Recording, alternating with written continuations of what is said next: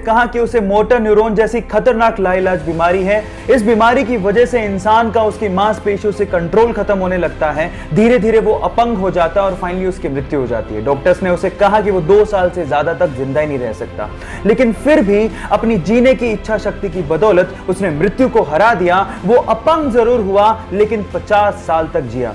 इस बीमारी की वजह से उसके हाथ पैर कुछ भी काम नहीं करते थे, लेकिन उसका दिमाग अभी भी जिंदा था और अपने स्पीच सिंथेसाइजर के थ्रू उसने बहुत सारी बुक्स लिखी, जिसमें से एक बुक थी the brief history of time, और उसने रिकॉर्ड्स की झड़ी लगा दी। पूरी दुनिया में 1 करोड़ से ज्यादा प्रतियां बिकी।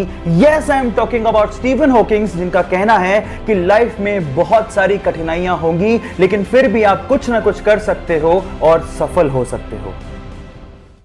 मिशन मार्स के तहत मंगल ग्रह पे 18 फरवरी 2021 को परसिवरेंस रोवर को सक्सेसफुली लैंड करवाया था और ये एक बहुत बड़ी उपलब्धि थी।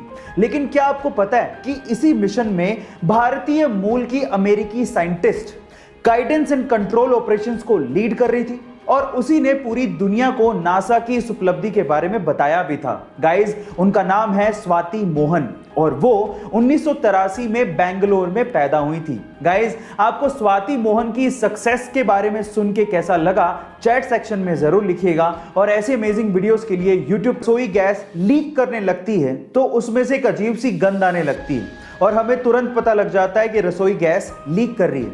लेकिन मैं आपकी जानकारी के लिए आपको बता दूं कि वो गंध रसोई गैस की होती ही नहीं है। इनफैक्ट रसोई गैस, जिसे हम लोग नेचुरल गैस कहते हैं, वो ओडरलेस गैस होती है, यानी कि उसकी कोई गंध नहीं होती।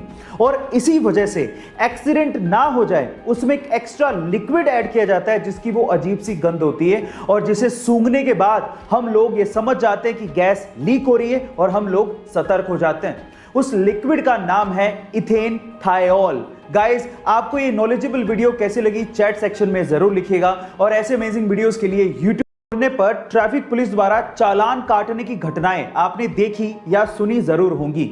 और ऐसी एक विचित्र घटना आज मैं आपको बताने वाला हूं। यह घटना घटी कर्नाटका के बेंगलुरु में, जहां की ट्रैफिक पुलिस ने एक युवक पर 77 ट्रैफिक नियमों को तोड़ने की एवज में 2 मीटर लंबा चालान काट के उसके हाथ में पकड़ा दिया।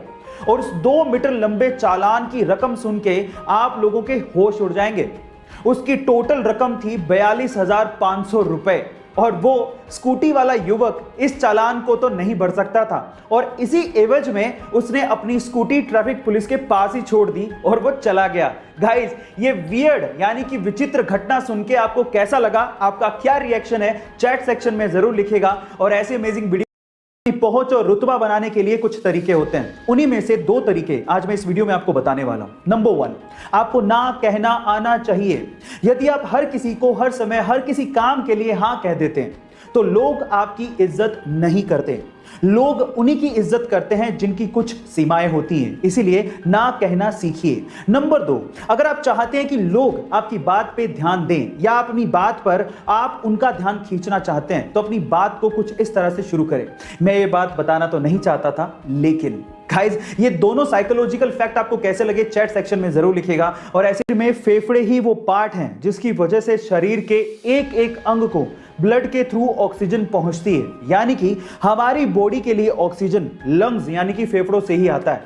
अब आप फेफड़ों का काम तो समझ ही गए हैं, तो अगर मैं आपसे सवाल पूछूं कि पृथ्वी का फेफड़ा किसे कहा जाता है तो आप लोग क्या कहेंगे?